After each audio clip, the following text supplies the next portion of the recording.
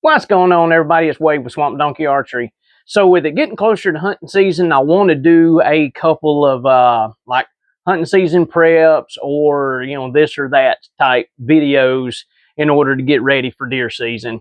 So the video I want to do for you today is going to be 3 or 4 Fletch and why. All right, how all you fine folks doing today? Hope everybody's doing good. It is currently about halfway through July, and we actually had a cold front blow through, and it's not quite 100 degrees today, so I figure it'd be a good day for me to do a video because I want to do part of this outside.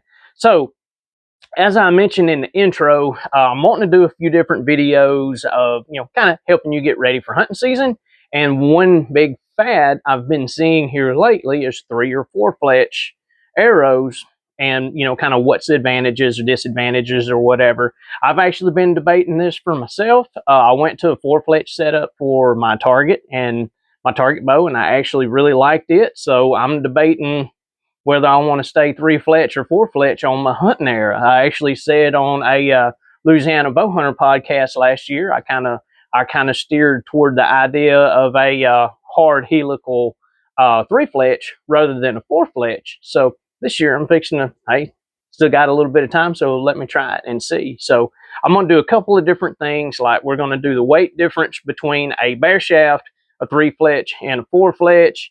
I'm going to shoot through the graph, like up close, see the speed difference up close. And then I'm going to shoot through the graph downrange to see if a 4 Fletch slows down a little bit more downrange, or 3 Fletch with a little harder helical. And probably going to shoot a broadhead and see which one shoots the broadhead the best. And whichever one that I personally decide to go with myself is going to be the setup that I go with. Would I suggest for you to go with the same setup? I don't know, but I'm going to show y'all what works for me, and I want to show y'all the information that I have and let you make that decision for yourself. So my hunting arrow this year is going to be the Victory Rip TKO. It's the same arrow that I used last year. Unfortunately, I didn't get a chance to shoot anything with it last year to see how it performed on the animal, but I know shooting here at the house, I actually shot the R100 with my hunting bow and these arrows, and I absolutely love how these things perform. I do like how they are marked with a spinal line. Helps me build a little more consistent arrow through the dozen. So we're going to have a bare shaft TKO, Rip TKO. We're going to have a 3 Fletch TKO, and then we're going to have a 4 Fletch TKO. So I'm fixing to tell you the weight difference in between all 3 of them. So let me get this booted up. Here we go. And our bare shaft is going to be 461 grains. Whoa. Try to take y'all for a ride there. 461 grains on our bare shaft. 3 Fletch is going to be 481 on a 3 Fletch. And our 4 Fletch is going to be 486. So we're looking at, what, 5 grains difference on a 4 Fletch setup. So 4 Fletch is not that much heavier. I was going to do like a FOC and see how much of a difference it made on the FOC, but 5 grains, that ain't going to matter that much, to be honest with you. Not enough for me to worry about. So now I'm going to take it outside. We're going to shoot it through the graph up close, shoot it through the graph at, say, 40 yards, and then we'll do a broadhead and kind of see how all that wraps up.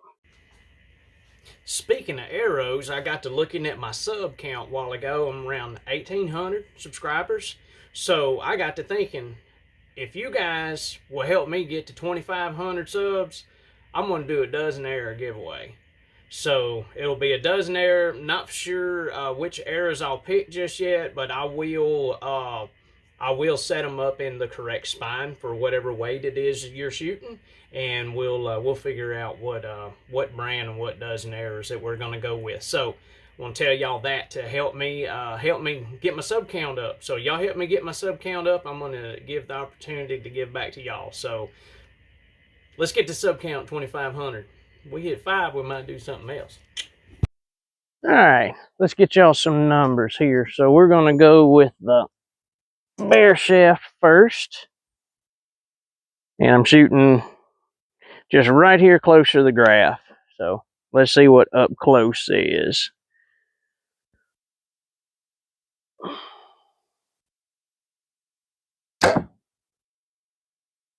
Shot 1 is 283 with the bear shaft.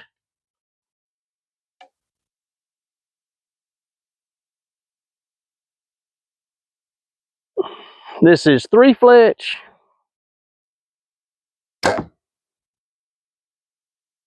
276 with 3 Fletch. Now let's go with 4 Fletch.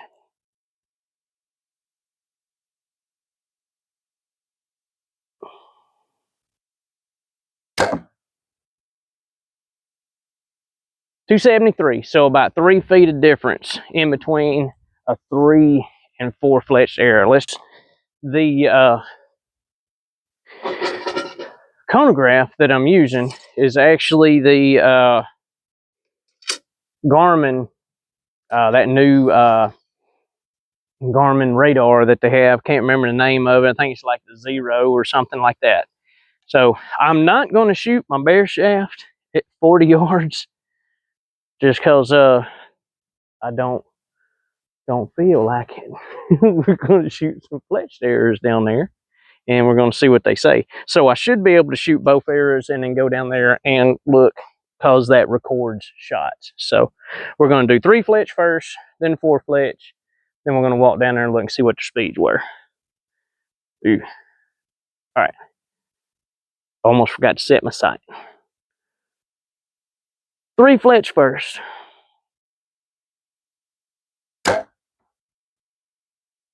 3 Fletch, and let's do 4 Fletch.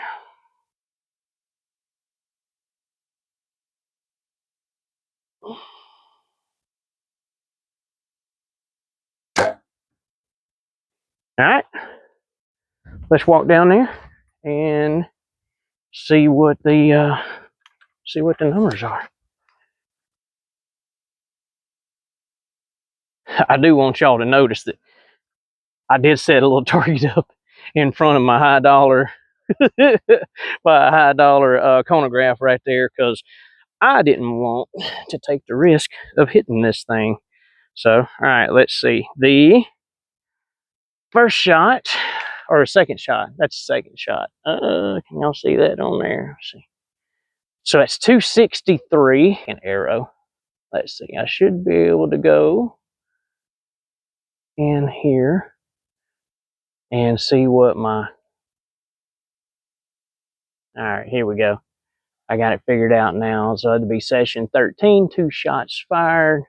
I'm gonna go in here, 2 shots, shot list. Okay, so my first shot with 3 Fletch was 269. 4 Fletch was 263. So we lost, what's that, 6 feet per second at 40 yards on 4 Fletch. It's not bad, not bad. All right, so now we're going to do, I'm just going to shoot a broadhead and see which broadhead actually shoots the best. Make sure my mic's on. Yep, we got this going in slow motion. I don't know if you're going to be able to see the way the arrow travels or not, but I figured what the heck, I'd give it an honest shot. So I'm going to shoot 3 Fletch first, and I'm going to let you see these. I don't care what somebody says, I really don't like these G5 Montecs. They are some of the nastiest tuning broadheads I've ever seen. So with that being said, if I can get a bow to shoot one of these G5 Montecs, shoot it good, let the air, so the air travels really good, then you know you're done something. So I'm gonna do these G5 Montecs on 3 Fletch first, and then we're going on 4 Fletch. 3 Fletch first.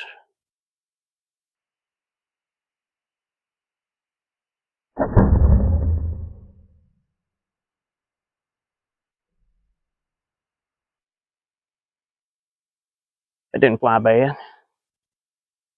Didn't fly bad. Had a little bit of wiggle there toward the end, but nothing horrible. Oh, my vanes I'm using this year, I decided to go with the tack vanes, and I'll give you a little bit of info on the tack vanes because I know it's a love-hate relationship with tacks. All right, 4 Fletch. Let's see what this baby looks like.